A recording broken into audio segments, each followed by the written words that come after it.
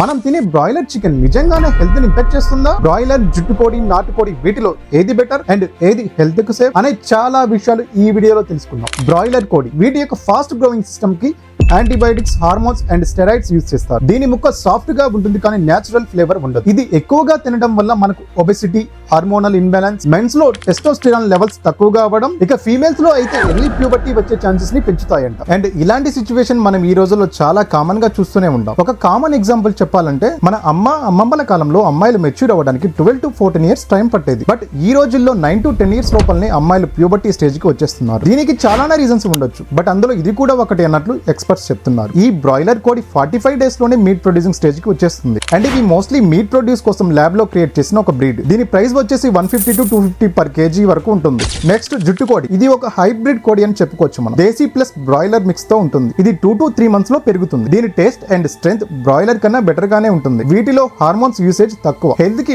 ఒకే range లో ఉంటుందంట. But చాలా మంది ఈ మీట్ లో బోన్స్ లే ఎక్కువగా ఉంటాయి అండ్ మీట్ కూడా కొంచెం గట్టిగా రబ్బర్ లా ఉంటుంది అని చెప్పేసి తినరు. కానీ టేస్ట్ కొంచెం నాటుకోడి మాదిరిగానే ఉంటుంది. అండ్ మోస్ట్లీ మార్కెట్ లో దొరికే ఎగ్స్ వీటివే ఉంటాయి. దీని కాస్ట్ వచ్చేసి పర్ కేజీ 250 to 350 వరకు ఉంటుంది. నెక్స్ట్ చాలా మంది ఫేవరెట్ నాటుకోడి. ఇది ప్యూర్ దేశీ కోడి. 5 to 6 months లో నేచురల్ గా పెరిగిపోతుంది. No hormones, no injections. ఎక్కువగా విలేజెస్ లో దొరుకుతుంది. Full protein, less fat, taste excellent. కానీ ప్రైస్ కొంచెం ఎక్కువ. పర్ కేజీ 400 to 600 వరకు ఉంటుంది. నాటుకోడి ఎగ్స్ కూడా చాలా nutritious and they are rich in flavour. Health చాలా ఇంపార్టెంట్ అనుకుంటే ఎక్కువగా నాటుకోడిని ఆర్ జుట్టుకోడిని ప్రిఫర్ చేయడం చాలా బెటర్. ఇంత విన్నాక కూడా ఏం చేస్తాం? యాజ్ ఏ మిడిల్ క్లాస్ గా మోస్ట్లీ బ్రాయిలర్ నే తింటాం అనుకో, ఎందుకంటే ఇది లో కాస్ట్ అండ్ ఈజీ అవైలబిలిటీ.